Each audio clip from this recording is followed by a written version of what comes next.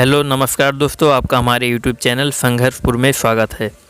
दोस्तों, जैसा कि आप देख सकते हैं, आज हम आपको पढ़ाने वाले हैं संज्ञा। दोस्तों, उससे पहले एक छोटी सी रिक्वेस्ट है कि यदि आप हमारे चैनल पर नए हो तो प्लीज़ हमारे चैनल को सब्सक्राइब कर दें और बेल आइकन का बटन दबा दें, जिससे कि हमारे आने वाले लेटेस्ट वीडियो का अपडेट आपको लगातार मिलता रहे। तो आइए टॉपिक की शुरुआत करते हैं और समझते हैं कि संज्ञा क्या होता है और कितने प्रकार का होता है। जैसा कि आप देख सकते हैं, संज्ञा किसे कहते हैं, संज्ञा का अर्थ एवं संज्ञा के भेद। तो दोस्तों, यहाँ पे आप देख सकते हैं संज्ञा की परिभाषा क्या होती है। किसी व्यक्ति, गुण, प्राणी व जात, स्थान, वस्तु, क्रिया और भाव आदि के नाम को संज्ञा कहा जाता है। इस तरह आप समझ सकते हैं, किसी भी प्राणी, गुण, नाम, जात आदि रहे तो वह हमारी संज्ञा हो जाती है। जैसे हम आपको बता दें, पशु, पक्षी, मानव के अंतर्गत जात व प्राणी दोनों आ जाते हैं।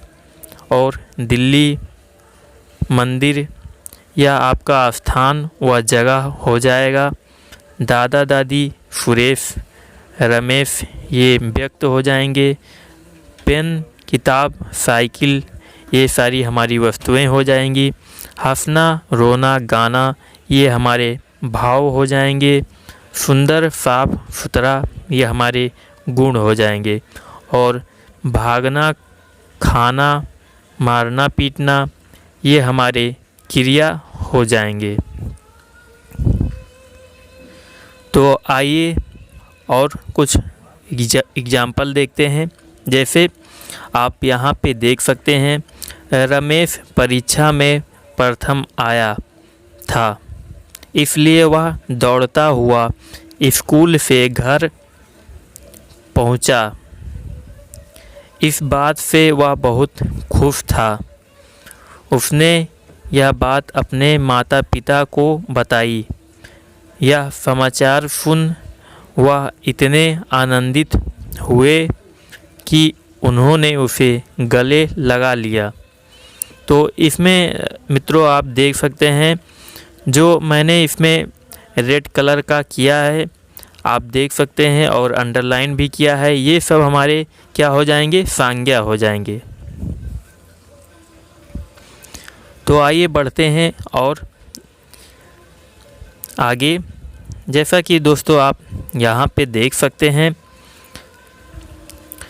इन पंक्तियों में खुश, आनंदित, रमेश, माता पिता, व्यक्त, स्कूल, घर, सुन, गले, क्रिया आदि संज्ञा प्रयुक्त हुई है। तो अब आइए देखते हैं कि संज्ञा के भेद और संज्ञा के प्रकार कितने होते हैं। तो हम आपको बता दें, संज्ञा 3 प्रकार के होते हैं। आइए देखते हैं कौन कौन से होते हैं वो। जैसे कि जातवाचक संज्ञा, भाववाचक संज्ञा और व्यक्तवाचक संज्ञा। तो अब देखा जाता है कि जातवाचक संज्ञा क्या होता है और भाववाचक संज्ञा क्या होती हैं। तो आइए अब आगे बढ़ते हैं और आपको हम बताते हैं कि जातवाचक और ये सब संज्ञा होती क्या हैं। जैसे आइए समझते हैं।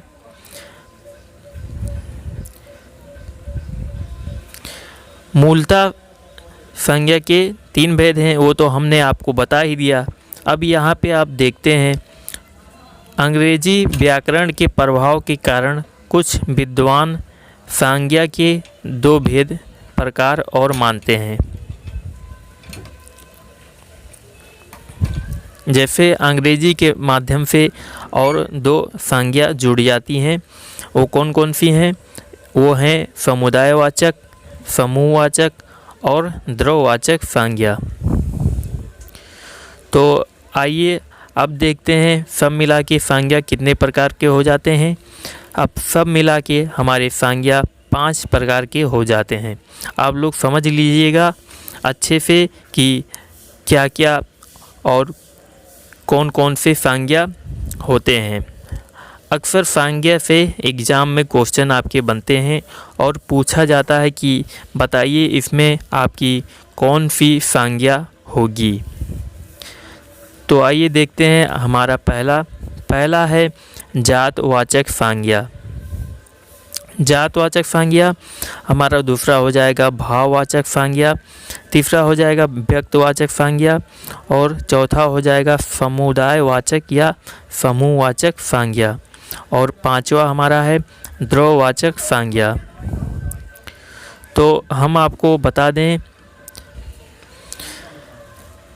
जातवाचक संज्ञा क्या होता है। तो आइए समझते हैं कि जातवाचक संज्ञा किसे कहते हैं और इसके अंतर्गत क्या क्या आते हैं। तो देखिए, आप देख सकते हैं जातवाचक संज्ञा जिस शब्द से किसी जात का संपूर्ण बोध होता हो या उसकी पूरी श्रेणी और पूर्ण वर्ग का ज्ञान होता हो, उस संज्ञा शब्द को जातवाचक संज्ञा कहा जाता है। तो आइए समझते हैं कि जातवाचक संज्ञा के अंतर्गत क्या क्या आते हैं। तो जातवाचक संज्ञा के अंतर्गत आपके वस्तु आ जाएगा और वस्तु के अंतर्गत आपका मोटरसाइकिल, कार, टीवी, मोबाइल ये सब आ जाएंगे। और स्थानवाचक संज्ञा के अंतर्गत आपका पहाड़, तालाब, गांव, मंदिर आदि ये सब आ जाएंगे। और प्राणीवाचक संज्ञा में आपके प्राणी के अंतर्गत आ जाएंगे लड़का, लड़की, घोड़ा, शेर, बकरी आदि बहुत सारे ऐसे हैं जो कि आपके आ जाएंगे जातवाचक संज्ञा में। तो अब आप समझ गए होंगे कि जातवाचक संज्ञा क्या होता है, यानी जातवाचक संज्ञा से जात का बोध होता है। अब आइए बढ़ते हैं भाववाचक संज्ञा, जो कि हमारी दूसरी संज्ञा है। भाववाचक संज्ञा में क्या होता है आपको हम बता दें। भाववाचक संज्ञा में जिस शब्द से किसी वस्तु, पदार्थ या प्राणी की दशा, उसकी स्थिति और भाव का पता चलता हो, उस संज्ञा को भाववाचक संज्ञा कहते हैं। हम आपको बता दें भाववाचक संज्ञा के अंतर्गत और क्या क्या आते हैं, जैसे कि आप कैसे समझेंगे कि कौन सी भाववाचक संज्ञा है और कौन सी जातवाचक संज्ञा है। तो हम आपको बता दें, इसमें आप ये देखिए, इसमें आपका भाव से पता चलता है। जैसे गर्मी, सर्दी, बुढ़ापा, जवानी, मिठास, खटास, थकान, ताजगी, यानी ये सब आपके क्या हैं, ये सब आपके फीलिंग हैं। फीलिंग मतलब भाव। तो ये सब भाव हैं, इसीलिए ये भाववाचक संज्ञा के अंतर्गत आएंगे। तो अब देखते हैं अगला है व्यक्तवाचक संज्ञा। तो व्यक्तवाचक संज्ञा क्या होता है, तो आइए देखते हैं। जिस संज्ञा शब्द से किसी विशेष स्थान, विशेष वस्तु और विशेष व्यक्ति के नाम का पता चलता है, उस संज्ञा शब्द को व्यक्तवाचक संज्ञा शब्द कहते हैं। अर्थात जिस संज्ञा शब्द से किसी खास व्यक्ति, वस्तु, स्थान का पता चले जो कि अपने आप में विशिष्ट यानी कि अपने जैसे एकमात्र हो, उन शब्दों को ही व्यक्तवाचक संज्ञा शब्द कहा जाता है। जैसे कि स्थान, कोई भी आप स्थान ले लीजिए, कोई भी जगह, जैसे कि भारत हुआ, दिल्ली हुआ, गोवा हुआ, अमेरिका हुआ, अमृतसर हुआ, ये सब। और व्यक्ति के अंतर्गत महात्मा गांधी, भगत सिंह, सचिन तेंदुलकर, कल्पना चावला आदि ये सब हो गए। और इसी तरह और भी सारे हैं, कोई भी व्यक्त हो गया। और वस्तु के अंतर्गत रामायण, महाभारत, ऋग्वेद, रामचरितमानस आदि ये सब हैं। तो ये सब आपके क्या हो जाएंगे, व्यक्तवाचक संज्ञा। तो आइए अब देखते हैं कि समुदायवाचक या समूहवाचक संज्ञा किसे कहते हैं।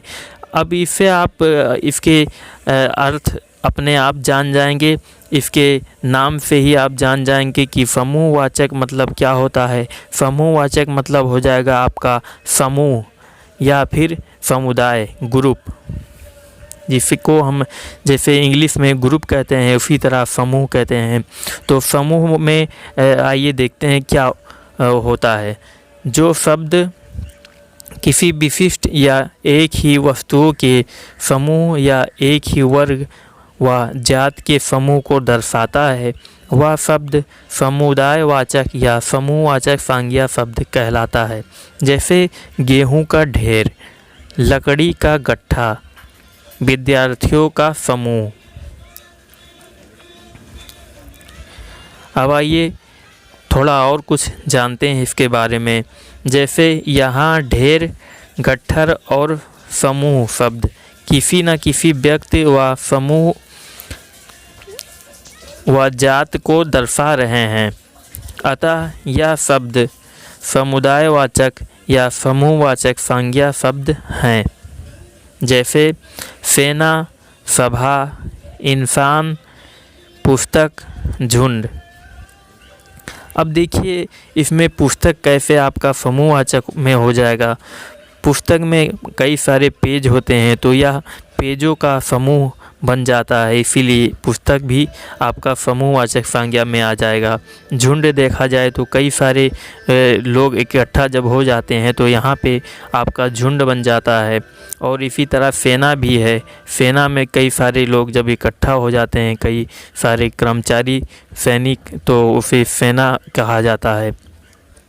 अब देखते हैं द्रव्यवाचक संज्ञा क्या होता है। द्रव्यवाचक संज्ञा, इसके नाम से आपको पता चल जाएगा कि द्रव मतलब हो जाएगा आपका तरल फॉर्म में या जो तरल अवस्था में रहता हो। जैसे जो शब्द किसी पदार्थ, धातु और द्रव को दर्शाते हैं, उन शब्दों को द्रव्यवाचक संज्ञा शब्द कहा जाता है।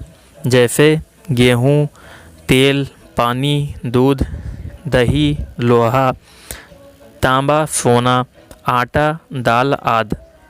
तो ये सब आपके द्रव्यवाचक संज्ञा में आ जाएंगे।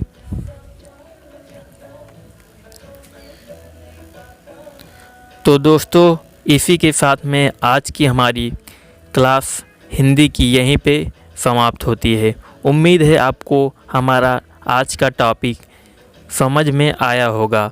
और आपसे एक रिक्वेस्ट है कि यदि आपको हमारी वीडियो पसंद आए तो प्लीज़ हमारे इस संघर्षपुर यूट्यूब चैनल को सब्सक्राइब कर लें और इस वीडियो को लाइक करें तथा इस पर अपना कमेंट देकर आप हमें बताएं कि आपको हमारे वीडियो कैसे लग रहे हैं।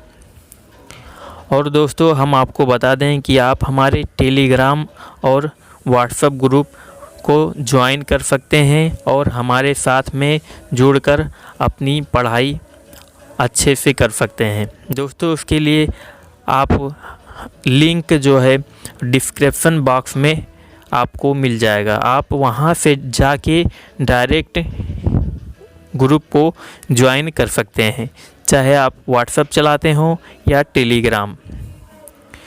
तो दोस्तों अब इसी के साथ में आप अपने सर पीके सर को विदा दीजिए।